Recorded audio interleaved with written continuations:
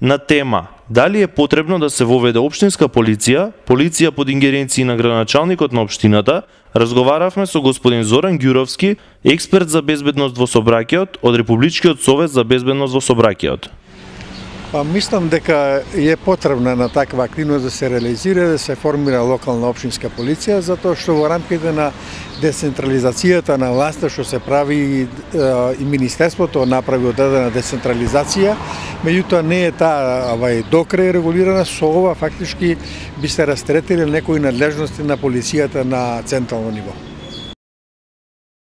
Кои ингеренции треба да ги има една ваква полиција? Начално јас само ви спомнал некои работи кои што ја обременува сега централната полиција, локалната општинска полиција пред себе имала надлежности во делот на безбедноста во сообраќајот, особено неколку сегменти. Прво, би можела да биде вклучена во физичко регулирање на сообраќајот на места каде што се зачепува сообраќајот, да не се ангажира редовната сообраќајна полиција, би можела да го контролира велосипедскиот сообраќај, затоа што во урбаните средини се повеќе недостасуваат места и простори за движење на моторниот сообраќај, граѓаните треба да се приориентираат на велосипедскиот сообраќај и ќе се обезбеди одредена проточна на сообраќајот, ќе се обезбеди посоодветна контрола на велосипедскиот сообраќај, би можела да им помага на граѓаните при мали сообраќајни незгоди со материјални штети, да не го коча сообраќајот, туку да ги подучи дека треба да пополнат европскиот извештај и да ги отстрана возилата од сообраќајот. И маса други надлежности би можела да има и во делот на чисто не комунални работи што се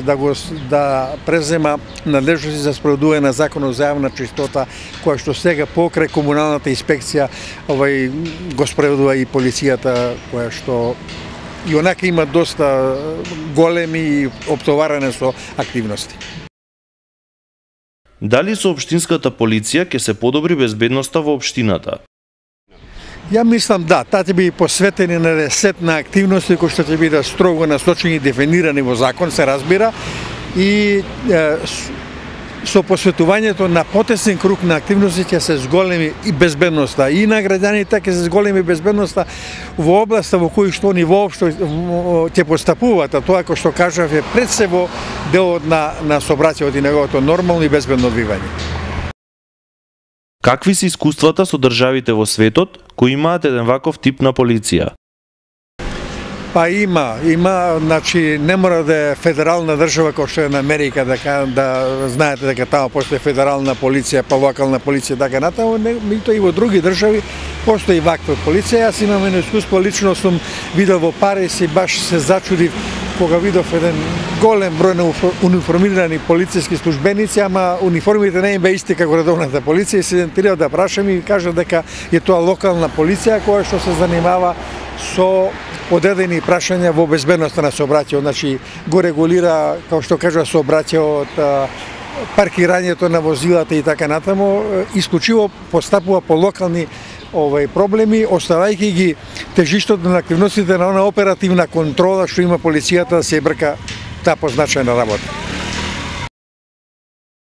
Кој е ставот на Републичкиот совет за безбедност за една ваква идеја?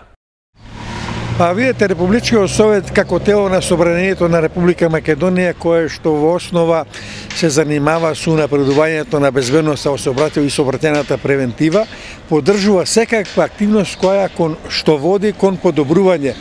на безбедноста во областа во која што тој работи или воопшто безбедноста на граѓаните, кое што ќе придонесе за подобар живот, подобра безбедност и така натаму. Дали досега во Македонија е разговарано за реализација на оваа идеја? Јас колку што имам информации, докрај нема експлицитно и така натаму разговарано на оваа проблематика, како што кажа во самиот почеток со страмежливата децентрализација на Министерството за внатрешни работи и на полицијата, нели сега да одредени полициски раководители во општината ги предлага градоначалникот да ги потврдува министерот за внатрешни работи, али тој процес мислам дека е отворен и барем да го достигнеме она рамниште на децентрализација на полицијата и на локалната полиција што го имаше уште пред 90-та година, ако постоеше таа поранешна заедничка држава. Тогаш си беше децентрализирана полицијата и беше локална. Како би се нарекувала оваа полиција? Не би сакал сега да давам јас совети како тоа со закон се уредува. Може едноставно да биде локална полиција и тоа е локална општинска полиција која што адекватен е терминот, али тоа стручњаците што работат во оваа област се го дефинираат, тоа е најлесно прашање. Дали би постоеле проблеми при имплементација на овој концепт за општинска полиција? Секоја новина кога се имплементира, таа има и своји ризици, и своји слабости, и своји предности и така натаму, меѓутоа јас сум убеден дека предностите ќе бидат далеку поголеми на слабостите и така таа како ќе се надградува во својата работа, ќе добие во ефикасност, во организираност и така натаму, за на крајот да биде една сериозна служба во функција на граѓаните.